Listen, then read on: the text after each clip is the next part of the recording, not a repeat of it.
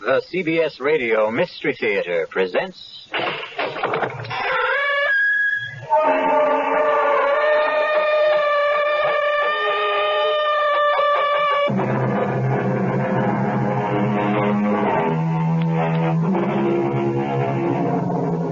Come in. Welcome. I'm E.G. Marshall. Welcome to the fear you can hear. Welcome to the sounds of suspense. Have you ever noticed the similarity between night driving and making your way through life? Driving at night, you can only see as far as your headlights show you the road. You never know what's over the next hill or around the next curve.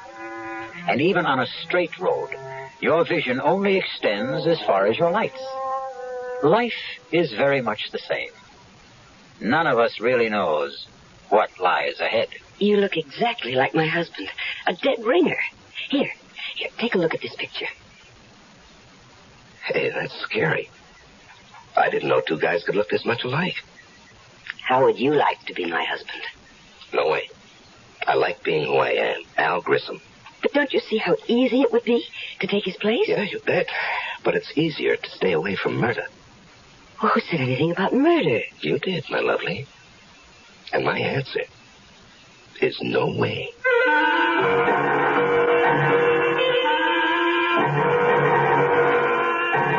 Our mystery drama, Dead Ringer, was written especially for the Mystery Theater by Murray Burnett and stars Leon Janney. It is sponsored in part by Anheuser-Busch Incorporated, brewers of Budweiser, and by the Kellogg Company, makers of Kellogg's Special K cereal. I'll be back shortly.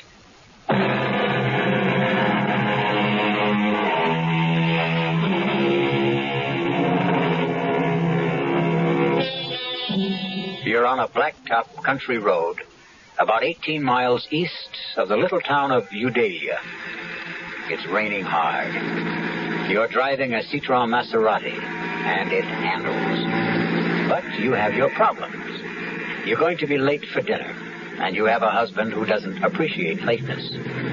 The night seems to be getting blacker, and the rain shows no sign of easing. Darn this rain. While I'm at it, darn the weatherman who promised clear and cool weather. Your name is Gloria Winters. And then the headlights pick up something in the road.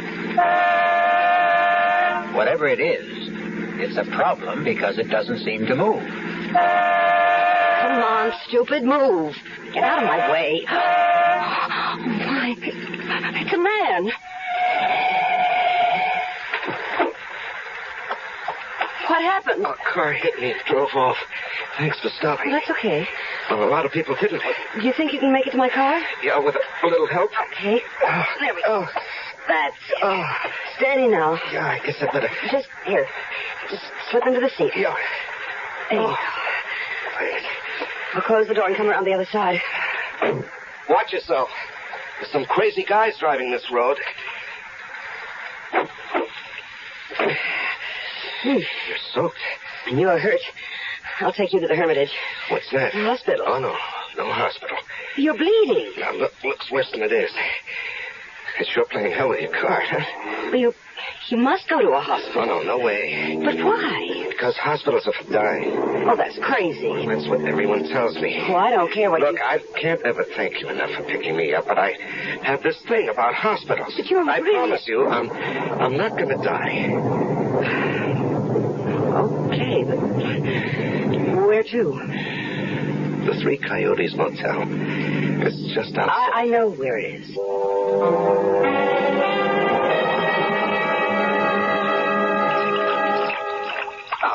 No, come on. Just put your head on the pillow and don't be a baby. You're some dynamite kind of good Samaritan. Well, I have a right to see what you look like under all that dirt and blood, haven't I? No argument. This may hurt. Oh. There. Well, now you're beginning to look like you have it perfectly. It's that bad, huh? Oh, no. It's nothing. I just thought of something. Like what? You look exactly like my husband. But I mean exactly. You could be identical twins. You don't believe me? No, I believe you. Well, that's why I got such a shock when I cleaned you up and got a good look at your face in the light. You're a dead ringer for Leo. Oh. Why does that shake you up? Oh, Leo and I are having our problems. Isn't everybody? I suppose. I'm just wondering... Yeah. Well, I'm wondering what you were doing walking down Route 38 in the rain at 6:15. I missed the bus. There's no bus on Route 38. Oh, I didn't know that. I did. Okay, I suppose you've got a right to know the story. I live in Chicago. I'm a market analyst. Come again? I advise my customers about what to do or what not to do in the stock market, sort of a securities specialist. Are you, married? Oh, no. But that's part of the story. Years ago, I fell in love. She was from Chicago, too, but it didn't work out. You've heard the story 100 million times. You met someone. We said a sentimental goodbye. She cried. I felt sick, and we made the usual commitments. If she ever needs me, you know. Romantic. Mm-hmm. Romantic. Well, the day before yesterday, I got a call from her. She was living near Eudalia. She was in trouble. What kind of trouble? Well, it was private. And there'll be no names. Okay. So I came. Naturally, she didn't want her husband to know. She didn't want my car to be seen by the neighbors. Well, you know how small towns are. Yes, I know. So I let her call the shots. She picked me up, drove me somewhere close to her house. She was supposed to drive me back, but her husband had called and said he was coming home early. Well, where was he supposed to be? He was on a business call that would have kept him from getting home before 9. So our appointment was cut short. She panicked, and I walked, trying to thumb a ride. This weirdo came along, and pow, and you found me. What a difference. What a difference. You look like Leo, but you were completely different. Leo wouldn't cross the street to help a blind, crippled kid find his crutch, while you... And you stopped and picked up a stranger lying in the road. Well, I told you that Leo and I don't get along. But you married him. I didn't know what it would be like. Anyway, what are you going to do now? Oh, I'm going to change motels and lie low until I can go back to Chicago without having to explain the way I look. What about the girl you came to help? Oh, that was a bad scene. No, nothing I can really do for her. She has a decision to make. So have I. Will you help me to make it? If I can. Oh, you can, Al. You can. In a very big way.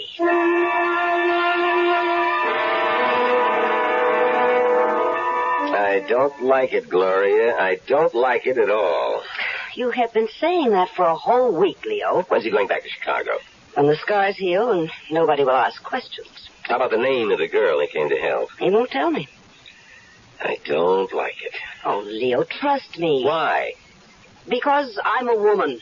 If you could give me one good reason... I've given you 1,000,000 reasons. $1 million. Al is the man who can do it for us. You really believe he's leveling about the securities market in his background? Maybe he's conning you. Why? Take a look in the mirror. All right. Suppose he is playing me for a sucker. And we're still all right, maybe even better. Just trust me. Do I have a choice? You always have a choice. Don't ever forget that. You made one the day you married me.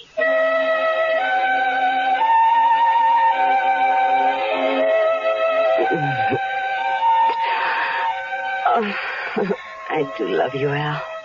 Me too. No, we have some serious Come things. here. Come on, I'll be serious. We can't go on like this. What? Isn't that what you were going to be so serious about? Tell me that we can't go on like this. Well, yes. How did you know? Oh, because people are more predictable than the stock market.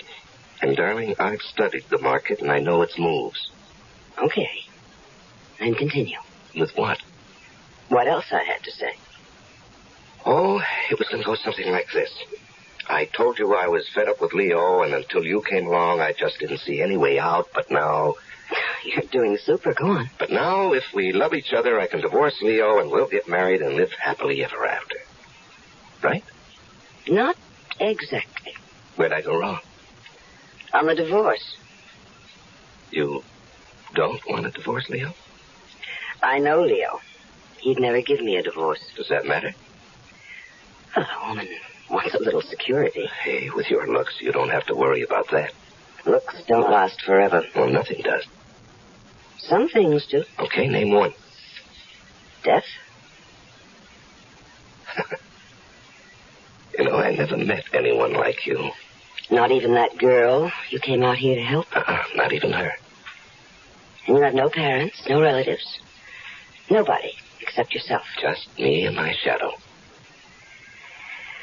We've talked a lot about Leo. You've never seen him. And I don't want to. I'd like you to look at this picture of him. That's scary. I didn't know two guys could look this much alike. I told you. Yeah, but... You thought I was laying it on for your benefit. I guess. And now? I believe you couldn't tell us apart. I guess this was in the back of my mind ever since I first saw your face. What was? How would you like to be Mr. Leo Winters? Oh, no way. I'd like being Al Grissom. Don't you see how easy it would be to take his place? Yeah, fine, but what happens to him? Well, that's the problem, isn't it? Yeah, that's the problem. I thought maybe you could think of a way out. Yeah, I can, but I don't like it. Try it on me. No, I think you've already tried it on, and you like it. Maybe. Not maybe, positively. That's what you wanted to lay on me when you said you wanted to talk. You're not only sexy, but you're smart. Yeah, you bet. Smart enough to stay away from murder. Well, who said anything about murder? I did, my lovely, I did. I said murder. And I also said no way. But that's stupid. You don't even know Leo. You're really serious about trying to get rid of him. Oh, think of what it would be like. Mr. and Mrs. Leo Winters, you and me, happily married for the rest of our lives. Now, you jumped about 3 tracks in a couple of miles. You're too far down the road. Why? How did you get Leo to let you come and see me? Did you tell him we were playing backgammon or chess? Well, you know how greedy he is. He thinks that you're going to make him a lot of money with your connections in the Chicago markets. But we've still got a little problem to solve about his departure. Ah, then you're interested. Lady, if I hadn't been interested, either you or I would have been long gone from this room. You must have been thinking about this for some time. I have. And you must have come up with some ideas. I have. Well, I'd like to hear them before I commit myself. You will. But I promised Leo I'd be back at 3:30 sharp. That doesn't give us enough time to discuss it now. No, but it does give us enough time to... Seal the bargain?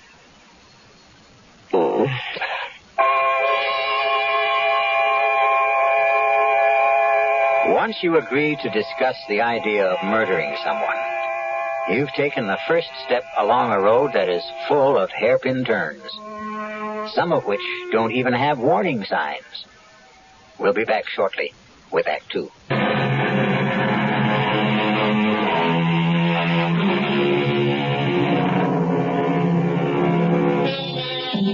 It's me again, and we're talking about murder. That is, we're not talking about it, but Gloria Winters and Al Grissom are trying to arrange a murder. It isn't a simple task, as you will hear. No, hiring a killer is just setting yourself up for big trouble. Well, do you have any better ideas? No, not yet. Well, you better come up with one, because Leo's getting suspicious. Oh? You don't have a gun. Now, we've been through that. Well, you could buy one. And it can be traced. Not if we get rid of it afterwards. Gloria, I know the way the police operate. When a husband gets knocked off, the first one they check out is his wife. And statistics show they have a better than even chance of being right. But I'm going to say it was a prowler. Now, what makes you think they'll believe you? Hey. I've got it. Why didn't I think of this before? The same thing that happened to you before, only this time it'll be fatal. Hit and run? Of course. You know, the more we talk, the more I'm beginning to think we ought to forget about the whole thing. No. All right? What car are we going to use? Well, we'll rent one under a false name. Mm-hmm. And who's going to rent it? Well... Now, you see, the guy who rents either one of us a car will remember us. And even if we give a false name... But why should they be worried if they get the car back? Because the hit and run will be discovered. They'll start asking questions. Well, I'll be home with a friend as a witness. No. Hit and run is a crime. They'll go looking for the driver of the car, and that has to be me. No, I don't like anything we've come up with. And we've got to stop thinking about murder. Now, the cops are going to be looking for somebody and continue to think of more than an accident. Hit and run isn't natural. Nobody's going to dig much into what looks like a natural death. If we could get a doctor to sign a death certificate, we'd have it made. I know a doctor. Oh? Well, he can't be in on it. He's got to think it's death from some kind of natural cause. I said I know a doctor. Who? His name is Carmody, Hugh Carmody. He's about 85 years old. He's our family doctor. He was my mother's doctor when I was born. Is he still practicing? Well, not really. But he refuses to give up the families he's treated for years. So he still looks after me and Leo, sort of inherited him when we got married. Mm-hmm. An idea? Just a glimmer. Would this doctor believe you? Oh, of course. Come on, let me in on it. Okay. What do you know about poisons? Practically nothing. Yeah, well, that makes us even. Now, what we need is some kind of poison that looks like he died of a stroke or a heart attack or maybe some kind of food poisoning. Mushrooms. What? Toadstools, mushrooms. They're poisonous. Yeah, but he's not going to eat them. He will if I cook them. You know, that might... No. He'll get suspicious if you give them to him and you don't eat them. Well, we need to know more about poison mushrooms. The library. I'll go there. Your mind? You go asking for a book about mushrooms and then call in this doctor to look at Leo who's just eaten some bad mushrooms. All right. I understand. But I still got to... I'll see you later. Where are you going? To find out what I want. And nobody will ever know.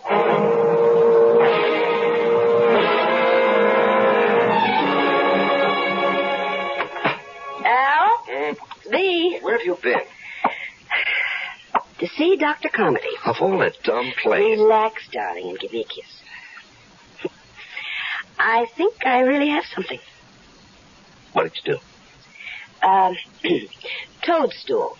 A fleshy fungus that is poisonous or inedible as distinguished from an edible mushroom. Oh, great.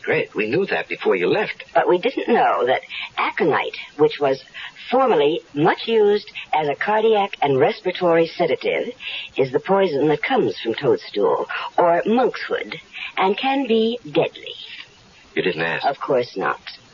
I know that Dr. Carmody always visits his few patients between 3 and 4, so I went to his office, told the nurse I wasn't feeling well. Yeah. She knows me and let me in to wait in his office. And he has a lot of books, so I read. Yeah, and what did you tell Carmody when he came back? Oh, he's such an old love. I made up a story about being tired and not feeling well, and he gave me a tonic, which I'm going to get. You know, maybe we're getting somewhere. Oh, we're there, darling. We are there. All right, slow up. Now, first... where can we get the aconite? Aconite. Yeah, that's it. Suppose I told you we don't have to get it. Well, I'd like to hear why. Okay. My dad had a bad heart. Oh, how long ago was that? About 7 years. And you're telling me that this Dr. Carmody prescribed aconite?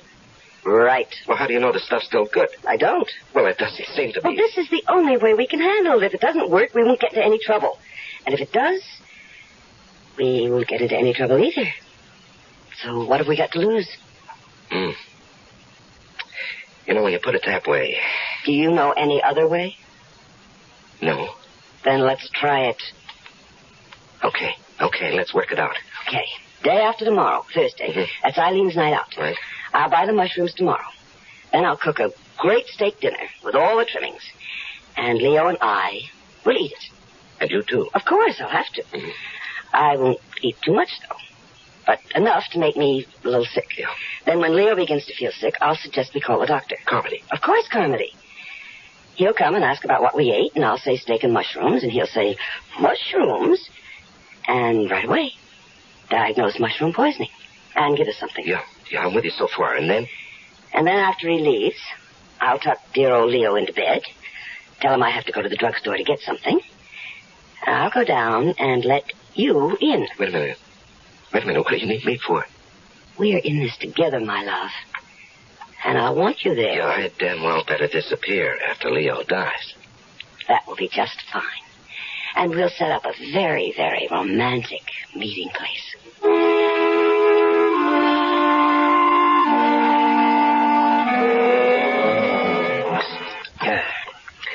That's real good coffee, Gloria. Thank you, darling. You really should have made that pie. I gotta watch my figure. I know how much you love it. Do you want to go into the den? Oh, not particularly. Look. What? You feel all right? I feel fine. Are you sure those mushrooms were good? Of course. I don't know. I feel kind of funny. Even if they weren't, it's too soon for them to act up. How do you know? Oh, I've known about mushrooms since I was a kid. Well, all the same, I've got pains in my stomach. Call Dr. Carmody.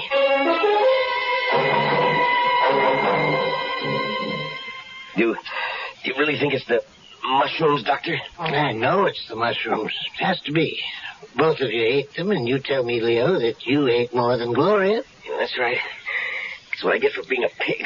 Well, you're going to be all right.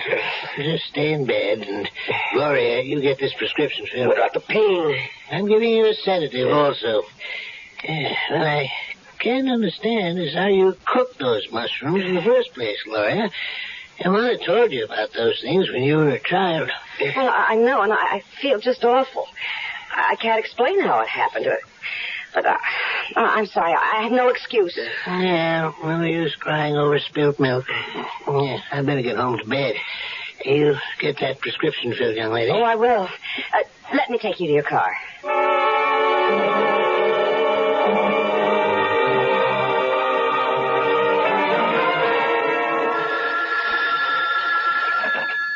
Hello?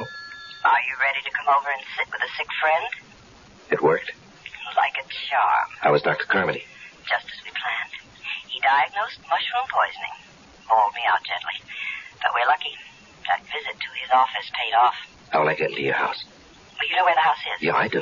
Park 3 blocks away on Green Tree Lane. Mm-hmm. You know that little place I told you about off the road? Yeah, I remember. But don't walk the streets. Just cut across the fields. Mm-hmm. Head straight north. Better take a flashlight. Ours will be the first house you come to. The back door will be open. Okay, I'm on my way. Make it fast as you can. I think Leo heard me come back. He'll be yelling for his medicine.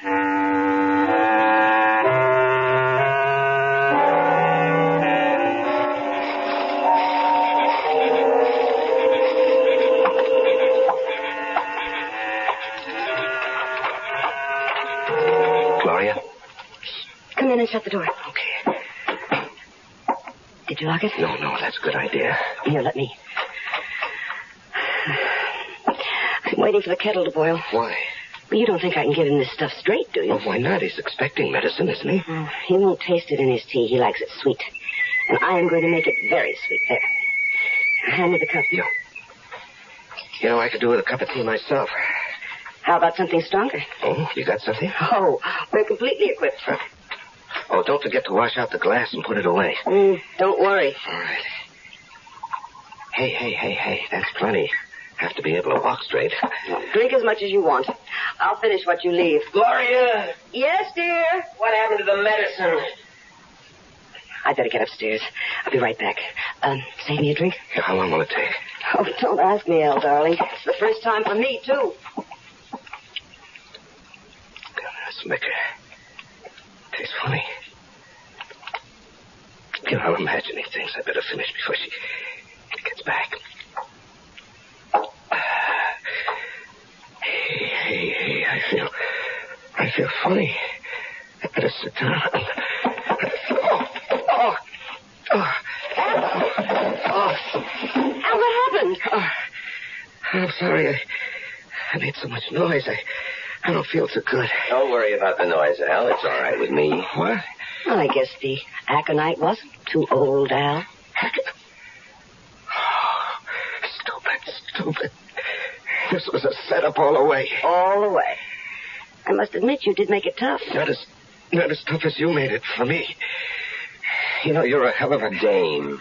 You're right, Al. No, not dame. I was going to say a hell of a liar. It wasn't all lies, Al. I'm expensive. And there is $1 million life insurance policy. Oh. And when I saw your face, I realized that this was just too good an opportunity to miss. There's a little something I...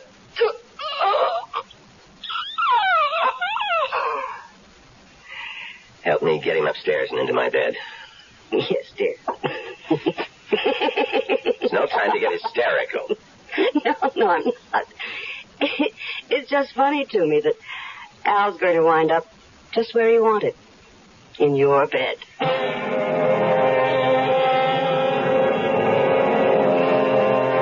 murder has been accomplished.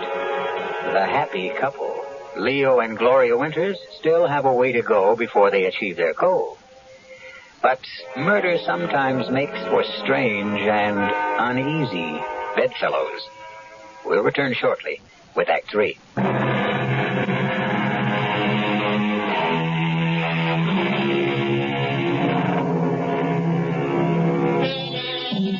The Scottish poet Robert Burns' oft-quoted line, "The best laid schemes of mice and men oft gang aglee," doesn't seem to apply here.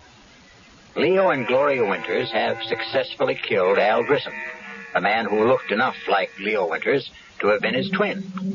They've carried him up to Leo's bed, and now at 4 o'clock in the morning, a frantic Gloria has summoned her sleepy and bewildered family doctor, for whom she plays the distraught and bereaved wife. I don't understand. Well, neither do I, Doctor. I gave him the medicine you prescribed, and he seemed to feel better. And he dropped off to sleep, and he... I think you'd do well to take that sedative yourself. You can't go on this It's all way. my fault if I hadn't given him... No, it's no one's fault, Gloria. If there's any blame attached to this tragedy, it's mine. But certainly his symptoms earlier didn't seem to warrant more action than I took. Oh, Leo's gone. I killed him. Oh, God. Gloria? I'm sorry, Doctor. It's all right. It's perfectly understandable in this situation. Now, I want you to take this sedative and go downstairs and lie down. I'll attend to everything. All right, I will. And thank you. Thank you.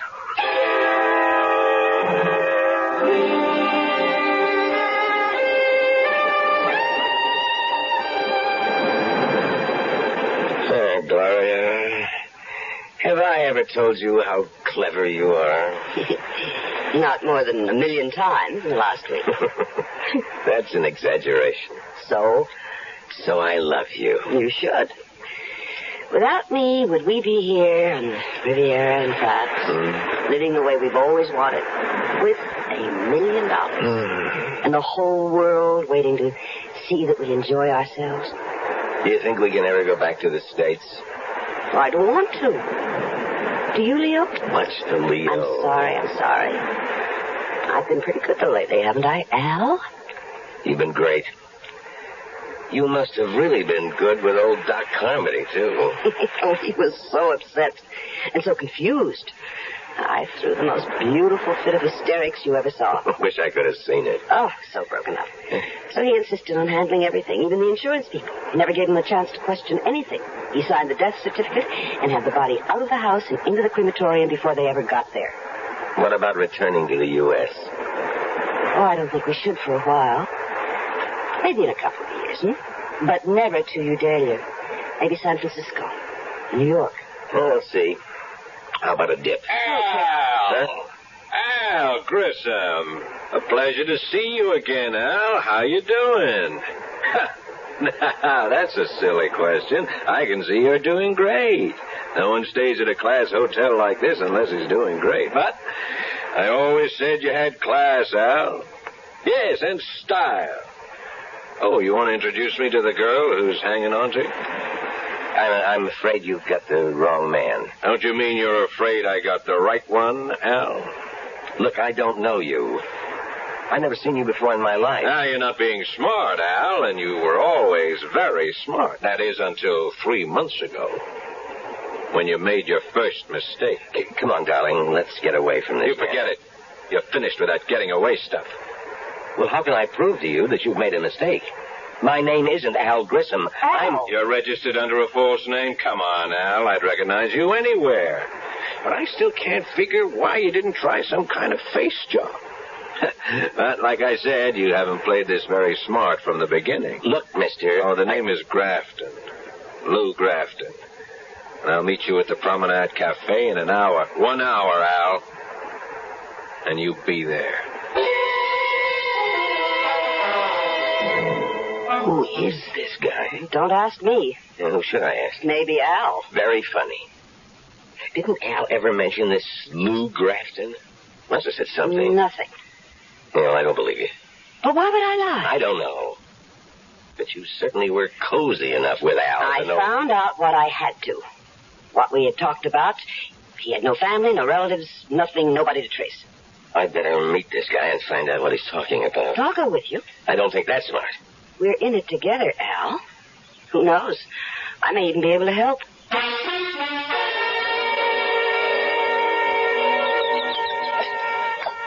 Glad you could make it, Al. Sit down. This is Gloria. Nice meeting you again, Gloria. Tell her you'll meet her in a little while, Al. She's in on this. On the whole deal? Yes. You certainly changed, Al. You never put a dame on the spot before. On the spot? Oh, well, look. All I meant is that she's with me. You've made a mistake, and I don't even know what you're talking about. Darling, why don't we listen to what he has to say? Smart. Al, this is the only time I'm going to go soft. The only time. Well, because we've known each other so long, and... well, because we didn't pull it off the first time. Now, I've talked to John. I got him to agree that if you give us the whole take, we'll forget about what happened. The whole take? The whole $2 million, Al. All of it. Well? Yeah, I'm trying to think. What's there to think about? What's your alternative? You gonna try to run again? You know we'll get you. You've seen it happen 100 times to other guys who've tried to cross us. Now, you just tell us where and when we can pick up the cash. And just thank God that I could make the deal for you. It isn't all that easy. What's your problem? It's no use. You wouldn't believe If you it. got a problem, you know we can help, but don't give me any fairy tales. Any time. For what? To think. There's nothing to think about. Well, from what you said. How much time? Another day. Oh, no deal. Look, if you want to do business with me, you'll just have Tonight. You'll be in your room at 10. That's plenty of time to think. And while you're at it, think about doing it our way. Or this time, you'll really end up very dead.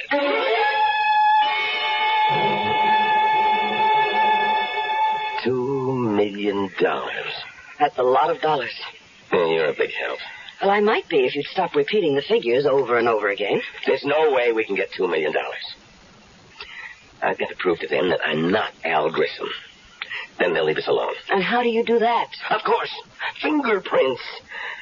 I'll have absolute proof. Even those guys will delete fingerprints. And who's going to tell them? You? No. I've got to arrange somehow for the police to send my prints to Washington or somewhere. And the police will get word back that these aren't the fingerprints of Al Grissom, but really the prints of a man named Leo Winters, who supposedly died 1 month ago, and whose widow collected $1 million in life insurance. You're right. That's the only way to go. How do we convince them I'm not Grissom? I don't know. We went to a lot of trouble to prove to the world that you were. Who was this Grissom? He must have been awfully big to get into a deal like this. I think he must be calling you. Me? Who else? Well, I don't want to answer it. Well, that's not smart. They know we're here. Now, don't start talking like Grafton. Hello? Al, it's me. What do you want? Al, I was wondering whether you'd made up your mind. Not yet. It's 9 o'clock. You said 10. I did, but John's not happy. What do I care about John? You should, Al. After all, he's got a real legitimate beef. You worked for him for years. You were always clean. You took the hot stocks and you cashed them. You made money and so did we, but I guess the $2 million got to you. Look, I've got some more thinking to do, and I'll see you at 10. Well? I know who and what Grissom was. He took hot stocks and bonds and cashed them, and then turned the cash over to... The boys? I suppose you could call them that. Does that help any? A little. Maybe. How? At least we know what they're after. If there was some way we could trap them... Some way to fool them. Well, suppose there were. Then what? I don't know yet. Play along with me when Grafton comes up at 10. Yes? Grafton. You finished thinking? All finished. And? I'll go along with you. Now, why couldn't you have told me that this morning? You had to get John's blood pressure up. Forget John. I told you I had problems. And I told you it would help. I don't have the $2 million with me. We never figured you did. Where is it, Chicago? I'll pick it up. When? As soon as I can. Will you stop playing games? When? It's back in the States. Okay.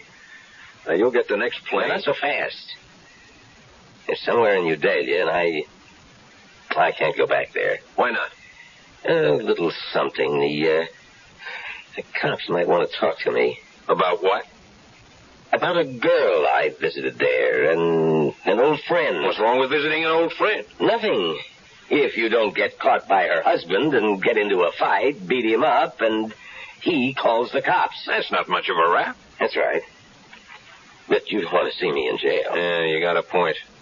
We'll pick up the dough. No way. Why not? We're going to get it anyway. You're going to get it. But I want some assurance that I'm going to be okay. You have my word. Well, I'd like a little more than that. Like what? Well, that's what I've been trying to figure out. Some way I'll be sure that... Look, if you haven't figured it out by now, you're not going to. Well, I get the plane tickets. You sure don't give me much time. We gave you time before, Al. Too much time.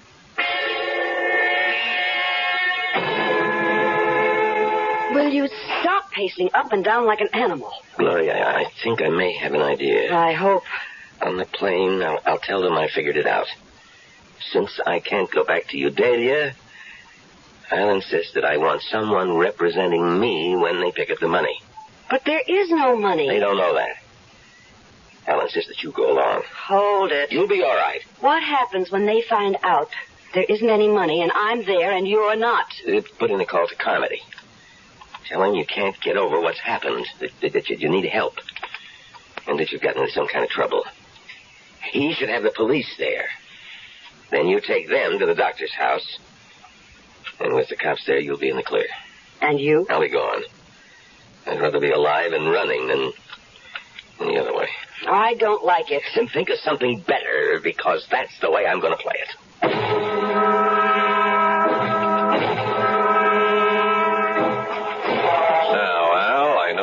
Get any crazy ideas at this stage of the game, but just in case you do, these two young fellas here are in our party, and they'll be on the plane with us all the way to Chicago. Thanks. Flight 396 to New York, now loading at gate 3. Flight 396 Yeah, that's us. now Let's go. loading at gate 3. Excuse me. One moment, please. What do you want? Lieutenant Fourneau, Interpol. I believe you are Mr. Leo Winters. I'm afraid you're mistaken. I've known this man for years. His name is Al. Mr. Winters. You heard him. You've got the wrong man. Please, don't make a fuss, Mr. Winters. I'm instructed to hold you for the murder of an Alvin Grissom in Udalia. Oh, me? What about her? She's my wife, and she was in on this from the beginning. The whole thing. We know all about Mrs. Winters. In fact, she was the one who informed us about the murder. In return for some small promises. She told? She... You asked me, remember? You said, think of something better. And I did. Come along, Mr. Winters. Gentlemen, you will excuse us. I'm coming, Lieutenant. I'm coming without any trouble. You see, Grafton, you didn't believe me. If you'd only have believed me, maybe we could have worked out a deal after all.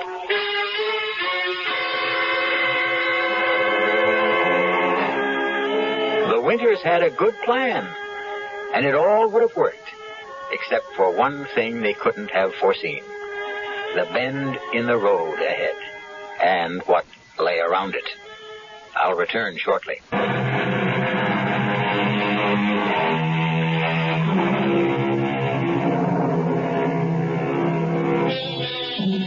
If Gloria and Leo Winters could have known what lay ahead of them, they would never have gone through with their plan.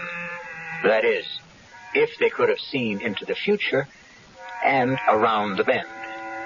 Yet actually being able to see into the future, to know what's going to happen next week, next month, next year, is a gift that most of us wouldn't want. Because who knows what terrors may lie ahead.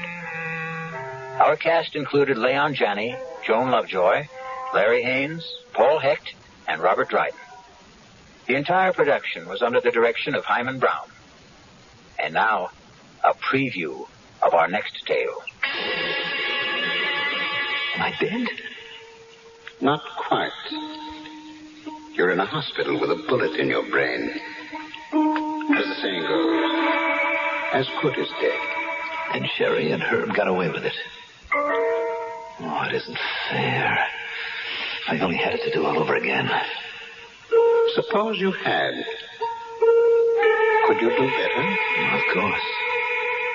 Of course, if I knew what I know now. Naturally. That would have to be a precondition if you're asking for yesterday to live over again. Oh, please. Please, give me the chance. Can you? Well, why not? I'm a bit of a gambler myself.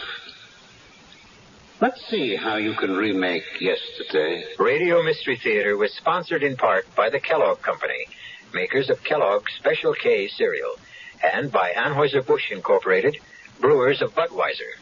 This is E.G. Marshall inviting you to return to our Mystery Theater for another adventure in the macabre. Until next time, pleasant dreams.